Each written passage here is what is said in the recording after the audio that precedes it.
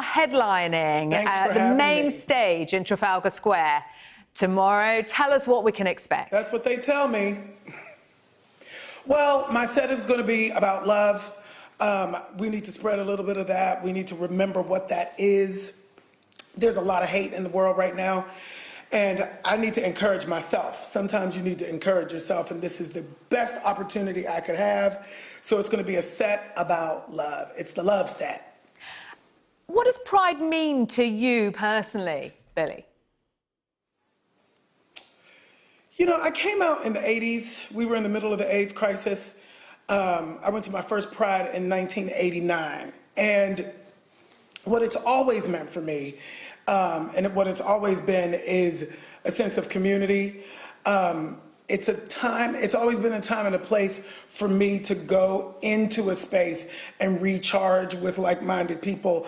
I always say it's a protest and a party. The two are not mutually exclusive. When I first started going, you know, the marches were very much about focusing on us getting our rights, equality, you know, AIDS research and all of that stuff. And unfortunately, we are back to a time where our humanity and our human rights are up for legislation again. So I'm just happy and proud to be able to come and be a leader with this time. You look around in London and across the UK, and there are pride flags everywhere. There are pride symbols up in all of the big shops, in offices like our own. It's the biggest ever Pride in London this year. 1 million people expected to gather. It's changed a lot in the 30 years since you first attended your first Pride. Why do we still need Pride today?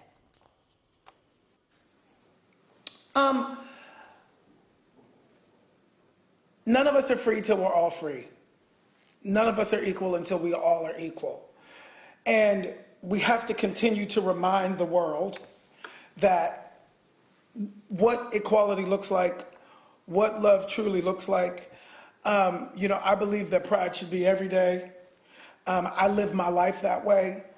And it's just it continues to be a reminder that the LGBTQ community is here.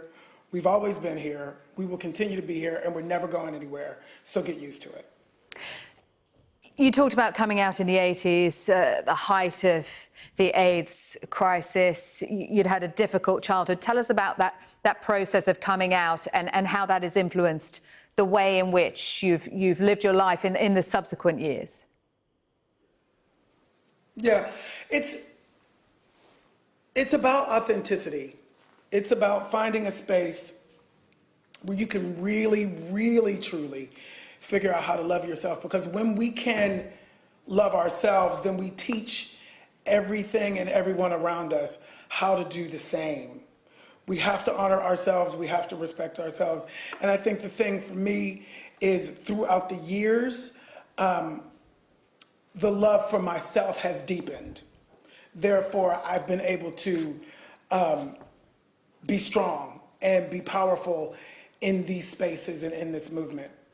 Yeah, I wonder what your younger self growing up in Pittsburgh would have thought to see where you are today. I don't know. I think about it. I think about that often. You know, that little boy who really didn't have any place to go and really felt very at sea and very lost. I'm very hopeful that where I'm standing and who I am and what I represent can be a beacon of light and hope for those who are coming behind me and who need it.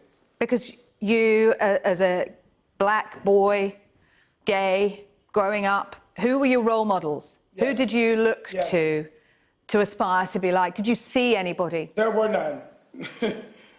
I didn't really see much. You know, there were some historical figures, you know, your James Baldwins, your Bayard Rustins, but there wasn't a lot of representation